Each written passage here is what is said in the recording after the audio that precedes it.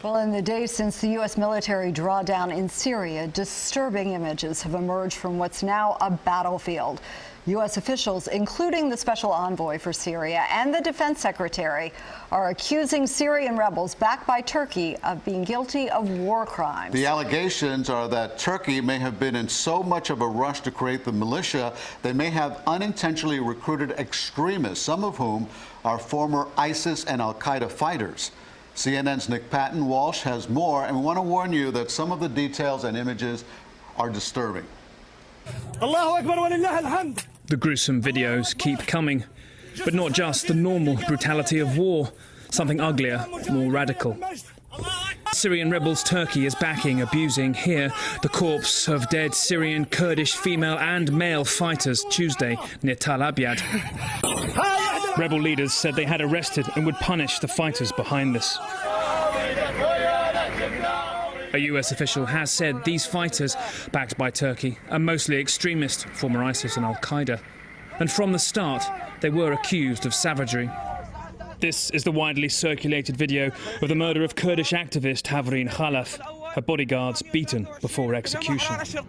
We found their vehicle heavily shot up and discarded on the highway. Startling acts of violence like this have made many reassess exactly who Turkey is using to try and execute its goals here in northeastern Syria.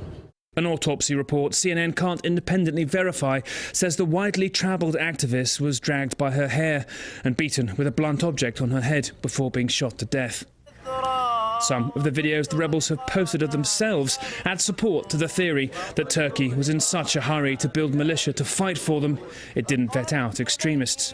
It may now be liable for war crimes. We've seen several incidents which we consider war crimes. I've seen the reports as well. We're trying to monitor them. They are horrible, and if accurate, and I assume that they are accurate, they would be war crimes, as best as I know the law of land warfare. So I think all those need to be followed up on. I think those responsible should be held accountable. In many cases, it would be the government of Turkey should be held accountable for this, because we cannot allow those things to happen. Turkey and the rebels have rejected many accusations and often post media of how life has returned to normal under their control. And some of the behaviour here, though, posted on the rebels' own Telegram channels, isn't that distant to ISIS's old videos.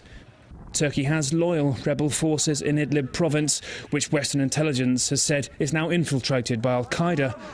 But it is unclear which units of rebels Turkey is using. Will these men stop when Turkey tells them to? Will Turkey tell them to? And what sort of society will they build? Will it have a place for or reject ISIS? Nick Patton-Walsh, CNN, Erbil, Northern Iraq.